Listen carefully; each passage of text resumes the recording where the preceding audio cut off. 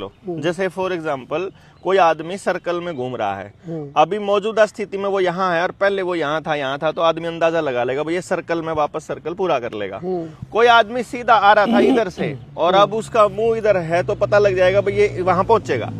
इसी तरह से समाज की दिशा, उसकी दशा, उसकी गति और उसका तरीका काम करने का, ये अगर आप देख लोगे तो सोसाइटी का आप आकलन कर सकते हो कि आने वाले समय में वो किधर जा रही है। डॉक्टर साहब, अगले 4 साल में एक भारत की आप भविष्यवाणी करोगे या पूरी दुनिया की करोगे? अगले 4 साल में क्या होने वाला है? जिसको वो लोग नई विश्व व्यवस्था कह रहे हैं, उसमें वो भारत को केंद्र में रखकर पूरी दुनिया के लिए एक व्यवस्था बनाने जा रहे हैं। तो इसलिए जो मैं बात कहूंगा वो पूरी दुनिया के लिए होगी और वो भारत उसके केंद्र में होगा।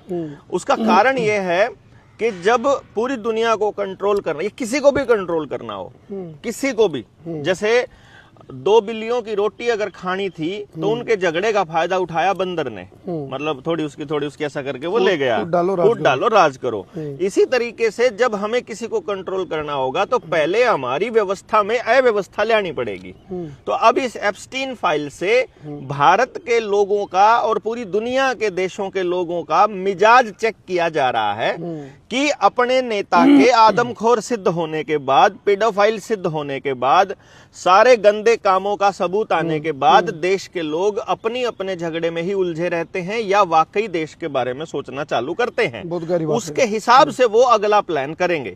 यदि देश खड़ा हो गया इसके विरोध में तो इन्होंने नया प्यादा पहले से तैयार करके रखे हुए हैं। राहुल गांधी के रूप में कह लो, ममता बनर्जी के रूप में कह लो, आप नीतीश कुमार के जैसा कह लो, अरविंद केजरीवाल के जैसा कह लो, अखिलेश यादव जैसा कह लो, मतलब वो पहले से प्यादे तैयार है। यानी कि टेम्परेचर चेक किया जा रहा है। हाँ, फिलहाल टेम्परेचर चेक हो रहा है। दूसरी बात, अब जब ये व्यवस्था बनानी होगी इनको तो पानी की किल्लत पहला एक बड़ा जबरदस्त आने वाले समय में आपको सहन करना पड़ सकता है। पानी की किल्लत के साथ साथ जहां पानी अवेलेबल होगा, जिन गांवों में अंडरग्राउंड वाटर है, यानी कि जैसे आपका गांव नदी के या नहर के आसपास कहीं पड़ता है तो नीचे पानी रिश्ता रहता है जिसकी वजह से चोआ थोड़ा ऊपर रहता है, वहां पर वो फैक्ट्रिया या कोई प्लांट ला करके वहां अंडरग्राउंड रिवर्स बोरिंग करके नीचे के पानी को खराब करना। उससे क्या फायदा मिलेगा इनको? पानी देखो, आप भोजन के बिना 1 हफ्ते तक रह सकते हो लेकिन पानी के बिना 1 हफ्ते तक नहीं रह सकते।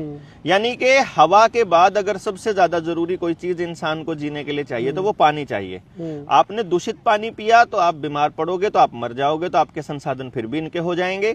और अगर आप साफ पानी पियोगे तो आप लड़ने लायक रहोगे। तो पानी ना ही मिला फिर तो आप सीधे सीधे इनके कंट्रोल में हो। तो पानी आने वाले समय के युद्ध का केंद्र बिंदु होगा।